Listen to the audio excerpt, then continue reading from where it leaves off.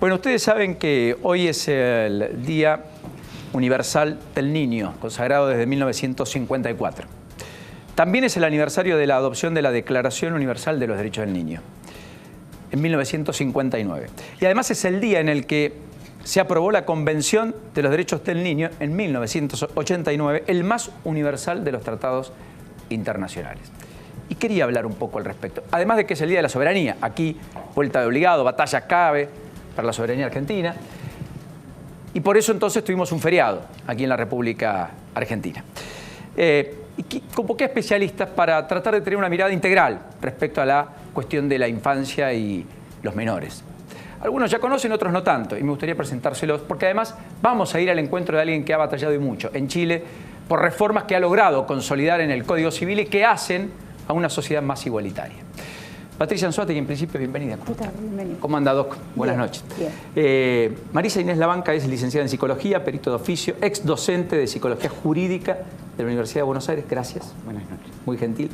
Y Nancy Pace, así se dice el apellido, ¿verdad? Sí, Pache. Pache. Italiana. Italiana. Es titular de Mujeres Sanas y coordinadoras de Amor de Papá en la Argentina. Tal cual. Mamá. Mamá. De un adolescente. Dos. Dos. Una nena y un varón. Y un varón. Y pareja de alguien que está con muchos planteos a propósito de poder ver a su hijo. Sí, y con denuncias cruzadas, como habitualmente. La imposibilidad de ser papá, que es lo que ama en la vida. Amor de Papá es una institución en Chile que a mí me convocó y me llamó la atención por muchas y multiplicidad de cuestiones. La primera es porque lograron muchas cosas. Yo quería compartir con ustedes algunas placas para usted meterse de lleno en lo que quiero plantear hoy. Primero es que cambió el Código Civil, la ley de menores y la ley de matrimonio civil. También sobre el cuidado personal de los hijos y la patria potestad, igualó los derechos del papá y la mamá y la relación directa y regular. Fue promulgada por el presidente Piñera, mira vos, el 16 de junio del 2013. Los objetivos, interés superior de los niños y niñas, incorpora el principio de corresponsabilidad de madres y padres a pesar de la separación, los pone en un pie de igualdad, incentiva el logro de acuerdos entre la madre y el padre, lo que muchas veces los abogados obturan, porque es su negocio, no el del niño, permitiendo el mejor cuidado de los hijos, dejando en última instancia la judicialización. Pero además entrega herramientas y criterios al juez para atribuir el cuidado personal de los hijos, consagra en el artículo 229 del Código Civil la figura del SAP, síndrome de alienación parental, y consagra el derecho de visita de los abuelos, incluso cuando uno de los padres se oponga. Habitualmente son los otros perjudicados muchas veces, independientemente de que el primero es el niño, el menor, cuando a veces los mayores se pelean tras una separación. ¿Qué es curioso de esta ley? Que esta ley tuvo tanto consenso que no se convirtió en una batalla de hombres y mujeres. Es una pugna por la igualdad y por sobre todas las cosas por el beneficio de los menores, y así se entendió. A tal punto que Guillén, el candidato que salió segundo, pese a que la ley la promulgó el gobierno de Piñera, que es el que ganó, apoyó y respaldó la iniciativa. ¿Quieren ver a Guillén hablando y apoyando la iniciativa de Amor de Papá en su momento y diciendo cuántas cosas nos quedan por delante? Este es el otrora colega periodista, hoy candidato presidencial y con serias chances de ser el sucesor de Michelle Bachelet después del resultado de ayer. Lo escuchamos. Yo creo que los tiempos han cambiado. Hoy día los roles de padres y madres se han tendido a combinar más, sobre todo entre los jóvenes. Y por consiguiente, eso tiene muchos matices. Yo creo que hoy día debería haber una ley que estableciera un principio de que lo que importa acá no es si queda en la mano de la madre o el padre, sino cuál es el bienestar de los niños. Y eso supone que el juez tiene que hacer un esfuerzo mayor que aplicar una simple norma general, como es ahora, y entrar a determinar realmente cuál de los dos padres debería estar en condiciones de asumir a los hijos y el otro ser el complemento con todas las garantías para poder acceder a ellos y por lo tanto llegar a una buena solución. Siempre es mejor que un largo juicio, ¿no es cierto? Doctora, ¿qué es el síndrome de alienación parental? Que rige tanto para el papá o la mamá, digamos, ¿no? En realidad, en Chile sabemos que mediante esta ley ellos sí están utilizando la conceptualización del síndrome de alienación parental. Básicamente tiene que ver con cuando uno de los, por supuesto en medio de un divorcio controvertido, uno de los padres hace obstrucción para que el otro padre, el no conviviente, pueda mantener relaciones de cuidado y de afecto con el niño. Actualmente en Argentina la idea del SAP es algo que no circula demasiado. De hecho, desde el espacio Nancy siempre proponemos esta idea de la obstrucción de vínculo. En el fondo es lo mismo. Y vos decías antes, ¿no? Estamos hoy acá por los niños.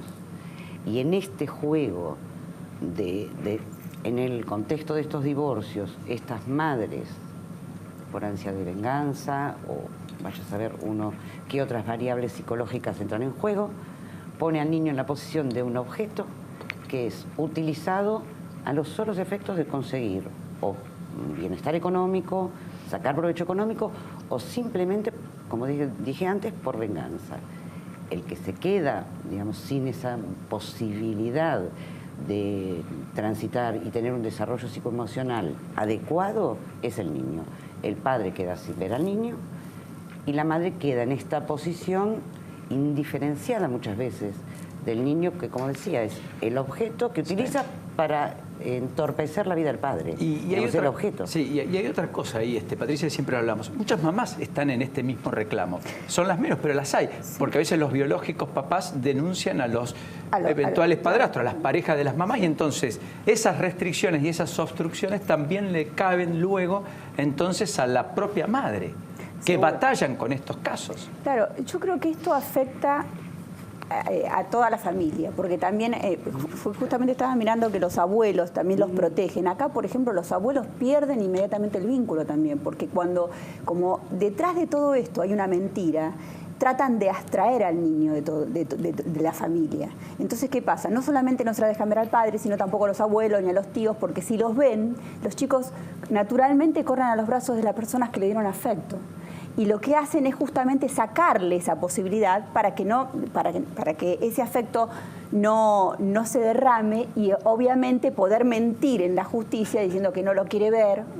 Porque además la multiplicidad de mentiras que hemos visto ingresar en la justicia y que los jueces están absolutamente paralizados. Ni hablemos de los jueces civiles. Lo que pasa es que los jueces se cubren y tienen temores y les juegan la propia. Ahora, el tema acá no es sexo ni tampoco género. Lo que quiero plantear es que no estamos mirando al menor, digamos, estamos mirando la pelea de los mayores y no estamos mirando al menor. Yo creo el menor que necesita tener papá, mamá, abuelos, etcétera, independientemente de las peleas de los mayores que deberán resolverse. Y por supuesto, sí, claro, y no estamos hablando de los que efectivamente ejercen violencia, abusan sexualmente, producen aberraciones como una violación a un menor, que también los hay, y tristemente más de los que uno supone, y que son el germen de la entidad que se le da luego a alguien que aparece y solo denuncia, invierte la carga de la prueba, convierte al denunciado en culpable hasta que demuestre su inocencia, se invierte la carga de la prueba del precepto constitucional de que todos somos inocentes hasta que se demuestre lo contrario.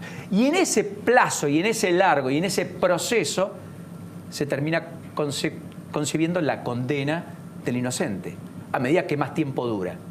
Mientras que para, efectivamente, el culpable, todo ese tiempo pasa a ser el precio de su libertad, pero la realidad, lo cual es increíble. Por eso tiene que ser tan perentoria la justicia de familia en estos temas. La realidad, Paulino, es que detrás siempre hay un delito.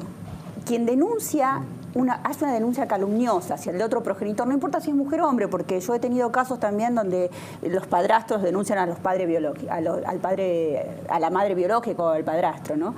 O sea, el padre biológico al padrastro. Exactamente. Entonces, o sea, que no tiene que ver directamente con el género. Pero la realidad es que luego de esta denuncia, detrás se esconde el delito que es el impedimento de contacto, porque está tipificado acá el impedimento de contacto. O sea, no podemos dejar que la justicia mire para otro lado. O sea, acá hay delitos detrás de todo esto. Primero, una persona que miente a la justicia inventando un delito. Es una denuncia calumniosa, es un delito. Menor tal vez, pero también hay un falso testimonio en definitiva, porque está mintiendo, le pone palabras al hijo que no le dijo nunca.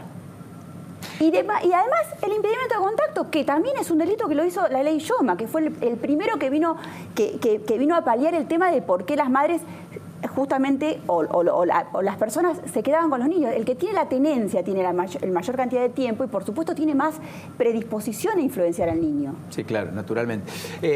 Me sorprendió tu historia, Nancy, cuando la conocí, porque además de tu enorme e inclaudicable lucha a propósito de estos temas, también me dijiste una frase: mira, lo que pasa es que además de mi pareja, el tema es que yo tengo un hijo. Claro. Y le puede pasar lo mismo. Claro.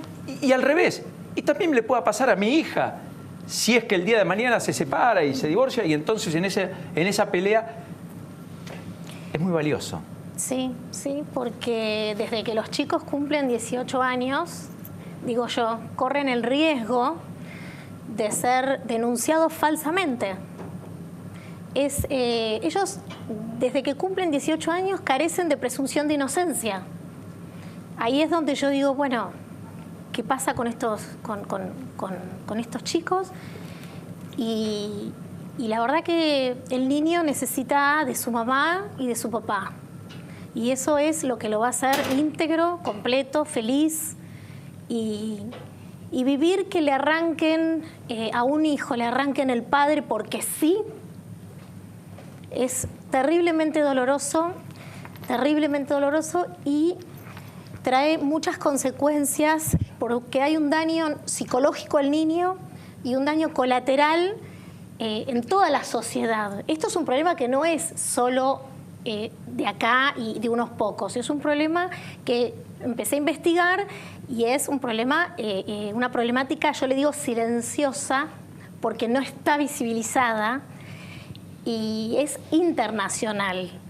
Sí, y cuando me hablabas de eso, alguna vez yo te dije, mira, lo más importante del colectivo Ni Una Menos, el que por cierto validé y valido siempre, es que justamente puso en visibilidad mucho de lo que no se hablaba. Claro. Del machismo explícito, de la falta de igualdad, de la falta de preponderancia, del buen trato, de por ser mujer relegar a alguien por su condición sexual o por considerarla lo que sea. Yo, digamos, buscando algunas cosas, encontré además un aspecto que a mí me llama la atención, porque en general las oficinas de violencia familiar son muchas veces violencia contra la mujer. Y la violencia puede ser ejercida de la mujer también al hombre. De cualquier ser humano. Exactamente. Primero, con lo cual habría que corregir. Y lo otro es, fíjense un cartel de la propia policía en la administración Scioli, que está en distintas comisarías hoy, cuando se habla de la violencia de la policía hacia las personas. Fíjense quién aparece en la foto. En la foto aparece un hombre. Como si las fuerzas de seguridad solo pudieran golpear a un hombre. No, no. Hay muchas fuerzas de seguridad que pueden golpear a mujeres. Pero parece que el policía solo agrede a los hombres y que en realidad la violencia dentro de una separación es más bien proclive a efectivizarla el hombre respecto a la mujer, o casi exclusivamente. Por cierto que la mayor cantidad de denuncias está del lado de las mujeres, pero no son las únicas. Por lo tanto, en la generalidad siempre se peca y se es injusto con los menos, y es lo que hay que garantizar. Patricia, ¿crees que vamos camino a un cambio en la cultura de entender estos temas en la Argentina, en los juzgados civiles? Y a mí me preocupa, porque hay juzgados que trabajan muy bien, sin duda. Por supuesto. Hay fiscalías que trabajan también bien. Pero preocupa mucho la justicia civil, porque hay juzgados que realmente tienen un atraso importante, no solamente en el cúmulo de trabajo, no en el cúmulo, sino también en la visión que tienen. O sea, a veces uno tiene que explicar por qué pedimos que inmediatamente se hagan todos los estudios, no solamente a la persona imputada, sino también a aquellas mujeres o varones, o aquella persona que denuncia. Porque yo siempre esto, me lo escuchaste decir muchas veces, que si quien denuncia tiene patología o es un perverso, es posible que use a su hijo como objeto de prueba y se olvide de que ese niño es sujeto de derecho. No de prueba. No de prueba. Doctora, licenciada, perdón, sí. Dígame licenciada, no doctora. Claro. ¿Hay conciencia en el mundo de la psicología de esos informes que muchas veces se elevan apurados de golpe y porra? ¿Hay suficiente conciencia? Me parece que pensar como en el mundo de la psicología es sí pensarlo en el mundo de los psicólogos que se dedican a desempeñar su labor como peritos, ¿no? Por esta cuestión de las incumbencias. No es lo mismo un psicólogo clínico que está formado para eso, que los peritos que muchas veces hacemos clínica además y tenemos la formación suficiente como para poder enfrentar estas situaciones. Ella decía, bueno, esto de madres perversas, ¿no? Perfecto, lo dice desde el conocimiento que tiene de lo que puede ser una perversión. Desde peritos, a lo mejor tratamos de afinar esto y de ver en cada caso particular, no a la generalización. A ver, esta madre es perversa, no es perversa. A lo mejor no es una perversa, es una mujer con fuertes rasgos narcisísticos, con rasgos psicopáticos, que desde ese lugar busca la satisfacción de su deseo de venganza contra su ex y, digamos, como toda persona narcisística o con rasgos psicopáticos, el otro cae, no es una persona, no tiene deseo y cae y queda en el lugar de objeto. Insisto, mujer u hombre. Totalmente, totalmente. Y esto, por ejemplo, lo que decía Lucas, cuando me fui de la casa de mi mamá, empecé a vivir. Empezó a ser un sujeto. Decimos que en estas cuestiones el niño está en lugar de objeto. Correcto, y es el punto. Nancy, por último, estás conformando Amor de Papá acá en la Argentina. Sí. Y tenés un núcleo que se llama Mujeres Sanas. Sí. Y está llena de mujeres. Sí. Y llena de mujeres que defienden a sus actuales parejas que han atravesado una situación crítica o que están comprometidas o que tienen hijos que eventualmente... Que piensan que les puede pasar a sus hijos. Es interesante, ¿eh? Sí, sí. Es un núcleo de dolor igual, ¿no? Muchísimo. A mí me escriben abuelas, ¿Abuelos? tíos, abuelos, me escriben primos. La verdad que esto lo sufre la familia entera, porque por ahí están 2 años sin tener contacto. Depende también, o sea, de la justicia. Entonces por ahí arrancan el vínculo de un hijo con un padre, se rompe por una denuncia que para comprobar y, bueno, y que quede absuelto, que la mayoría en estos casos, puede pasar 10 meses, 1 año, 2 años, 3 años. Mientras tanto, el chico internamente sufre silenciosamente en un hogar donde no sabe qué pasó con su otra mitad, porque ellos son mitad mamá, mitad papá. No saben qué pasó con sus primos. No fueron más a los cumpleaños de sus abuelos. Han fallecido abuelos en el medio sin poder ver a sus nietos. He recibido cartas que son muy dolorosas. Es terrible. Y por ahí en 3 años se resuelve, pero reconstruir todo eso es otro proceso terrible también. Porque siempre hay como un obstáculo, constantemente hay un obstáculo que no debería haber, porque ese niño podría ser criado con su mamá, con su papá y con ambas familias y con todo el amor. Y con los vicios y virtudes de cada ser humano. Tal cual. Gracias a las 3. A vos. Gracias a vos. Muy gentiles.